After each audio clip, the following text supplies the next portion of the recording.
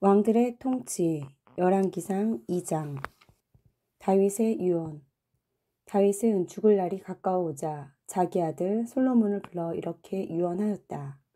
이제 나는 세상 사람들이 다 가는 길을 가게 되었다. 너는 남자답게 굳세게 살며 내 하나님 여호와의 명령을 지키고 그분의 모든 법과 규정을 모세의 율법책에 기록된 그대로 실천하여라. 그러면 내가 어디에서 무엇을 하든지 모든 일이 다 잘 될 것이다. 여호와께서는 나에게 내 자손들이 모든 일에 조심하고 내 앞에서 최선을 다하여 진실하게 살면 이스라엘의 왕위에 오를 사람이 내 집안에서 끊이지지 않을 것이다 하고 말씀하셨다. 만일 내가 여호와께 순종하면 여호와께서 이 약속을 지키실 것이다. 너도 수르야의 아들 요압이 나에게 행한 일을 잘 알고 있겠지만 그는 이스라엘 군대의 두 지휘관인 넬의 아들 아브넬과 예델의 아들 아마사를 죽여 죄 없는 사람의 피를 흘리고서도 마치 전쟁터에서 죽은 것처럼 꾸몄다. 너는 그를 지혜롭게 다루어 평안히 죽지 못하게 하여라. 그러나 너는 길르앗 사람 바실레의 아들들에게는 친절을 베풀어 그들을 내 식탁에 앉아 먹게 하여라. 내가 내 형 압살롬을 피해 도망갔을 때 그들은 나에게 호의를 베풀었다. 그리고 너는 바울임 출신의 베냐민 사람 게라의 아들 시므이를 기억하느냐. 그는 내가 마하나임으로 갈 때 흉측한 말로 나를 저주하였다. 그러나 그가 요단강으로 와서 나를 영접하였으므로 나는 그를 죽이지 않겠다고 여호와의 이름으로 그에게 맹세하였다. 그러나 너는 그를 죄 없는 사람처럼 여겨서는 안 된다. 너는 지혜로운 사람이니 그가 피를 흘리고 죽도록 잘 알아서 처리하여라. 다윗의 죽음. 그러고서 다윗은 죽어 다윗성에 장사되었다. 그는 40년 동안 이스라엘을 통치했는데 헤브론에서 7년, 예루살렘에서 33년을 다스렸다. 솔로몬이 자기 아버지의 왕위를 이어받자 나라의 기틀이 튼튼하게 잡혀갔다. 솔로몬이 아도니아를 처형함. 어느 날 핫깃의 아들 아도니아가 솔로몬의 어머니 밧세바를 만나러 왔다. 그러자 밧세바가 물었다. 내가 또 말썽을 일으키려고 왔느냐? 아닙니다. 사실 당신에게 한 가지 부탁할 일이 있어 왔습니다. 무슨 일이냐? 당신도 아시겠지만 내가 당연히 왕이 되어야 하고 또 이스라엘의 모든 사람들도 그렇게 생각하고 있었습니다. 그러나 상황이 바뀌어 내 동생이 대시 왕이 되었으니 이것은 여호와의 뜻입니다. 이제 내가 당신에게 한 가지 부탁합니다.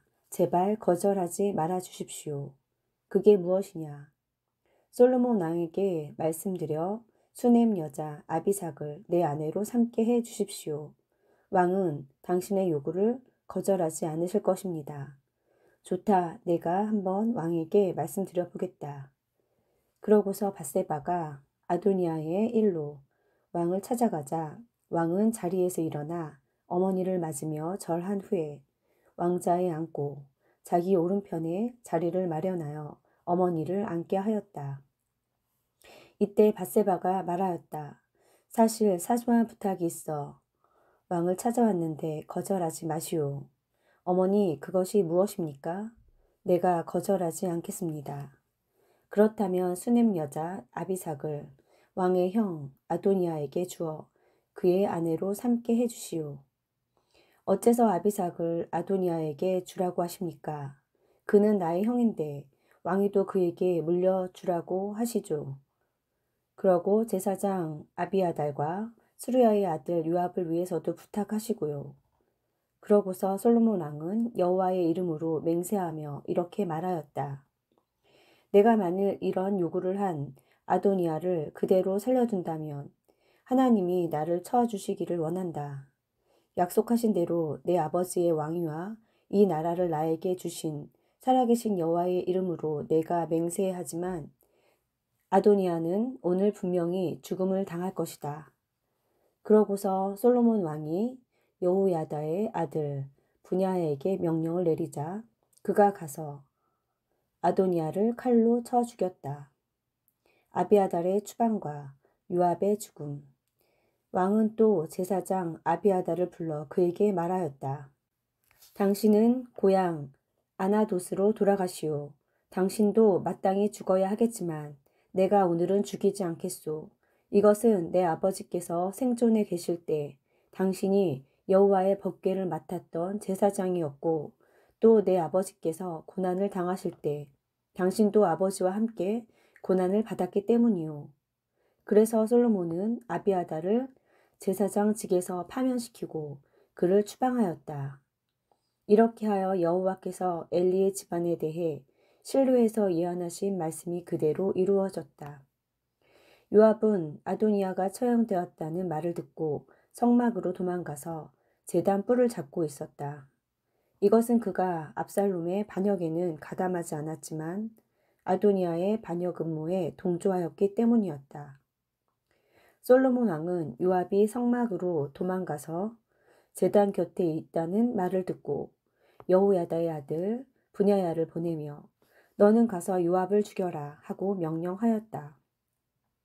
그래서 분야야가 여호와의 성막으로 가서 요압에게 왕의 명령이다 나오너라 하자 요압이 싫다 나는 여기서 죽겠다 하고 대답하였다.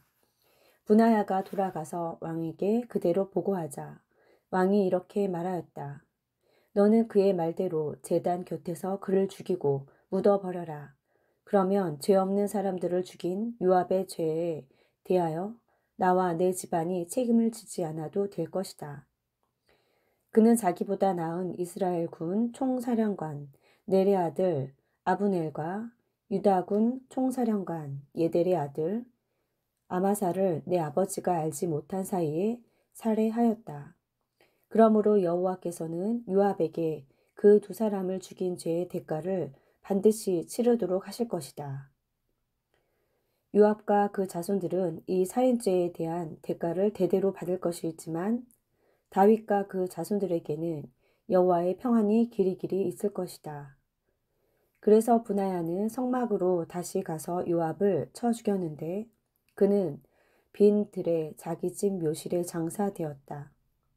그 후에 왕은 요압 대신 분야야를 군 사령관으로 임명하고 아비아달 대신 사독을 제사장으로 임명하였다. 처형당하는 시므이. 그리고 왕은 시므이를 불러 말하였다. 너는 이곳 예루살렘에 집을 짓고 살면서 한 발자국도 성 밖으로 내딛지 말아라. 내가 성을 떠나 기드론 시내를 건너가는 날에는 반드시 죽게 될 것이다. 그렇게 되면 너는 죽어도 할 말이 없을 것이다. 그러자 시므이는 좋습니다. 왕의 말씀대로 하겠습니다. 하고 대답하였다. 그래서 그는 예루살렘에서 오랫동안 살았다. 그러나 3년 후에 시므이의 두 종이 마아가의 아들인 가드의 아기스 왕에게로 도망쳤다. 그러자 시므이는 그들이 가드에 있다는 말을 듣고 당나귀를 타고 아기스 왕에게 가서 종들을 데리고 예루살렘으로 돌아왔다. 솔로몬은 시므이가 예루살렘을 떠나 가드에 갔다 왔다는 말을 듣고 시므이를 불러 말하였다. 나는 너에게 여호와의 이름으로 맹세하게 하고 예루살렘을 떠나지 말라고 명령하였으며 이 명령을 어기는 날에는 내가 반드시 죽게 될 것이라고 경고하였다. 그때 너도 좋습니다. 내가 왕의 말씀대로 하겠습니다 하고 대답하지 않았느냐. 그런데 어째서 너는 여호와 앞에서 한 맹세와 내 명령을 지키지 않았느냐. 내가 내 아버지 다윗 왕에게 행한 악한 일을 벌써 잊은 것은 아니겠지? 여호와께서는 내가 반드시 그 대가를 치르도록 하실 것이다. 그러나 나 솔로몬은 축복을 받을 것이며 다윗의 왕위는 여호와 앞에서 길이 지속될 것이다. 그러고서 왕이 여호야다의 아들 분야에게 명령을 내리자 그가 시므이를 밖으로 데리고 나가 쳐 죽였다. 이렇게 해서 솔로몬은 나라의 기반을 튼튼하게 굳혔다.